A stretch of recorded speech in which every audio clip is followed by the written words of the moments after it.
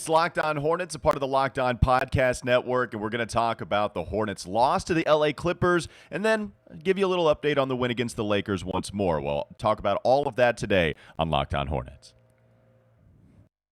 You are Locked On Hornets, part of the Locked On Podcast Network, your team every day. In a minute, cuz we live.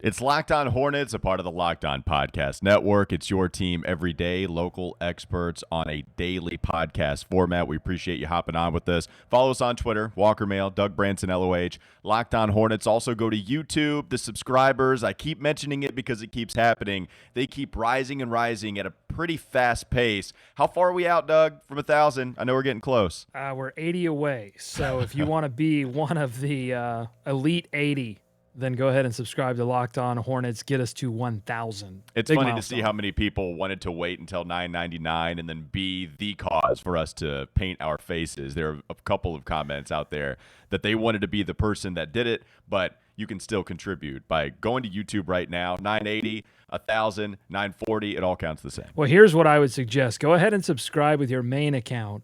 Create another Gmail. They're free. And then use that account as the account that you're going to lurk and try to be the 1,000th. I understand the sentiment. I understand wanting to feel special, but go ahead and subscribe with the main account, then do a secondary account. That's how you do it. There you go. All right, let's talk about this Clippers loss, Doug. We already did the live game recap with David joining us, and it felt like a down game despite actually beating the Lakers, but they were not at full health. LeBron James didn't play. Anthony Davis didn't play. Russell Westbrook showed up, and he showed up big time, specifically in the second half. Still, Hornets able to take care of business despite it getting really close. Not the case against the Clippers. They actually won the first quarter, 25-24, so they didn't have one of these bad starts that were really prevalent at the beginning of the season, and then it was the second half where it went all downhill. They got outscored every single quarter outside of the first, and the biggest point differential, it took place in the fourth. Charlotte only scored 14 altogether in the last period, and the LA Clippers scored 31. I thought defensively, LA brought it to Charlotte, and nobody else really could hit shots at a high frequency other than LaMelo Ball, who was pretty good, certainly offensively. What were some of the notes that you took away from this Clippers game? I mean, I thought it was one of the more embarrassing efforts, especially in that second half. Look, you're playing a Clippers team that, like the Lakers, are depleted when it comes to talent. No Paul George, no Kawhi Leonard. They're also missing Nick Batum, who has been playing very well for the Clippers this season.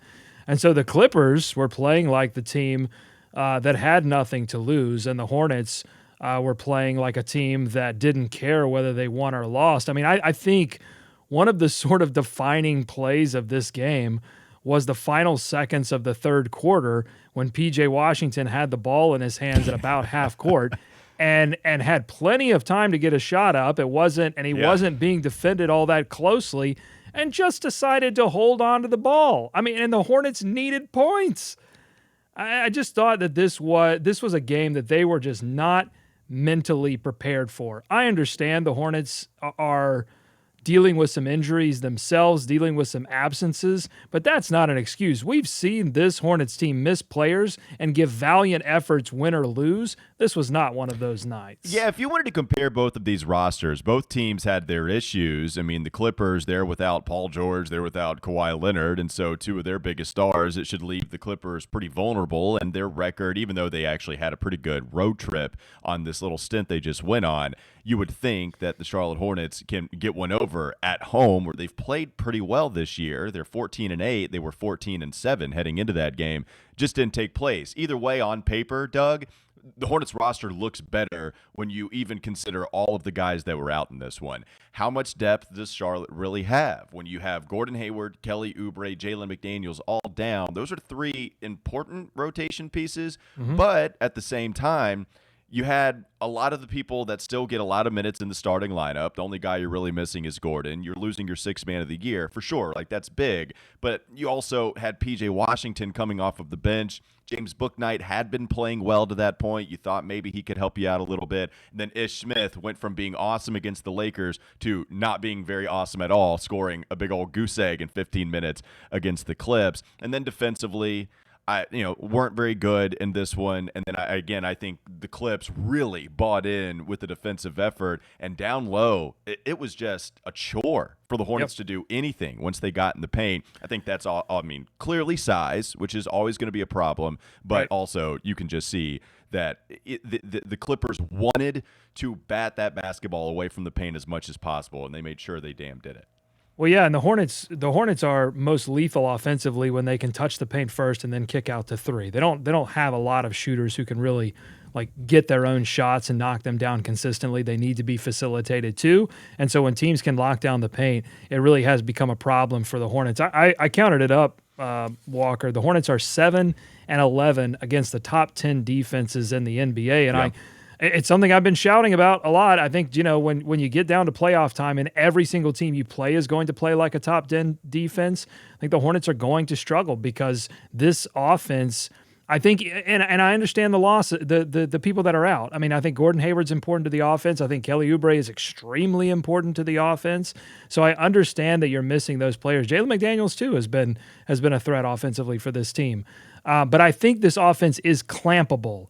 And I don't think the defense can necessarily step up consistently enough to win a 7-game playoff series. Bouknight has done some amazing things offensively. Impressed me with how his ability to get to the rim, take contact for his size. It's been great. But defensively, he's just not ready. And this game was not Exhibit A. No, he was getting not consistently, not at all in this game. I mean, he was getting scorched defensively, blown by, not paying attention, getting back cut.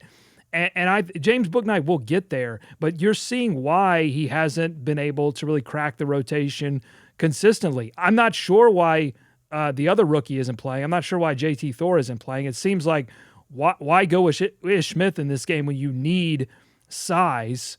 I mean, I don't know what that says about Nick Richards. I don't know what that says about JT Thor. But I just don't understand why you don't go Thor a little bit in this game to give it a shot. Yeah, I mean, maybe they just thought offensively they needed to find different ways to score, and he didn't. And Ish Smith can get you going sometimes, and for sure defensively, I understand your point. Just trying to be in the mind of one James Borrego, maybe that's what he was thinking, but it didn't help. In fact, there wasn't a whole lot offensively going right. I mean, they are severely limited by a lot. Look, first of all, let's just get this out of the way. I mean, the Hornets cannot really stand to miss 3 to 4 rotation players. That is not what this team is. LaMelo, Terry, Miles, they are not the level of star or superstar that can yet. I think LaMelo could get to this place, but not in a place yet where you can say, all right, we're missing 3-4 players. I'm going to put you. We've seen LeBron do this to teams. We've seen Giannis do this to teams. The superstars can say, all right, we're missing 3 or 4 major rotation pieces.